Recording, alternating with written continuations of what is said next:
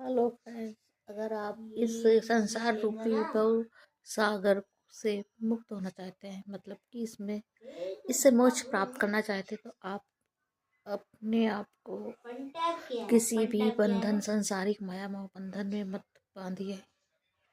क्योंकि आप अगर एक बार किसी भी संसारिक माया मोह बंधन में बंध गए तो फिर उसमें मन फंसा रह जाता है, और फिर उस कोई भी कार्य अधूरा रह जाता है, तो आत्मा उसे पूरा करने के लिए बार बार इस संसार में जन्म लेती है।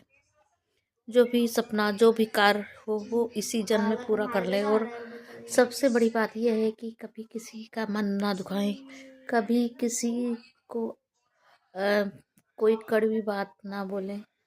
अगर हम किसी को भी दोस्त या किसी से भी दुश्मनी करते हैं, दोस्ती या दुश्मनी करते हैं, तो फिर हमारा उससे जो है ना कर्ज, अगले जन्म का कर्ज का रिश्ता फिर बन जाता है।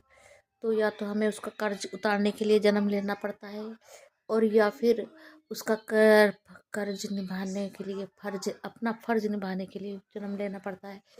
इसलिए कबीरदास जी ने कहा है कि कबीरा खड़ा बाजार में सबकी मांगे खैर, ना काहू से दोस्ती ना काहू से बैर।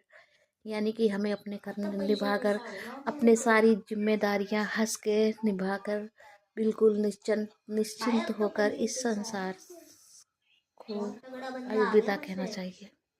इस संसार से माया मोह बिल्कुल भी नहीं करना चाहिए। कहने का मतलब ये है कि आप अपने फर्ज निभाइए, मगर संसार से बनिए नहीं। संसार कभी किसी को याद नहीं रखता है। कितने लोग आए और गए, कभी किसी संसार ने कभी किसी को अपने पल्लू से बांध के नहीं रखा है। जबकि हम आत्माएं ही संसार से बंधी रहती हैं। संसार कभी जन्म नहीं लेता है, जबकि आत्माएं ही संसार में आकर जन्म लेती हैं।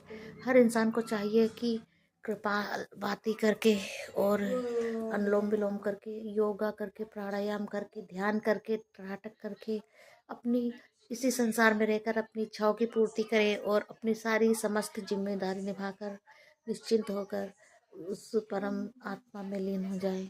मगर हमने सुना है कि मोक्ष भी बहुत मुश्किल से मिलता है। मोक्ष पाने के लिए बड़े बड़े बड़े बड़े ज्ञानी ऋषि मुनि तपस्या तप करते, ध्यान करते हैं। हर इंसान को अपने फर्ज निभाकर यहाँ से जाना चाहिए, वरना कोई ना कोई फर्ज, कोई ना कोई अधूरा काम हर इंसान की आत्मा को पुनः जन्म लेने के लिए विवश कर देता है, बार बार आने के लिए इस धरती पर।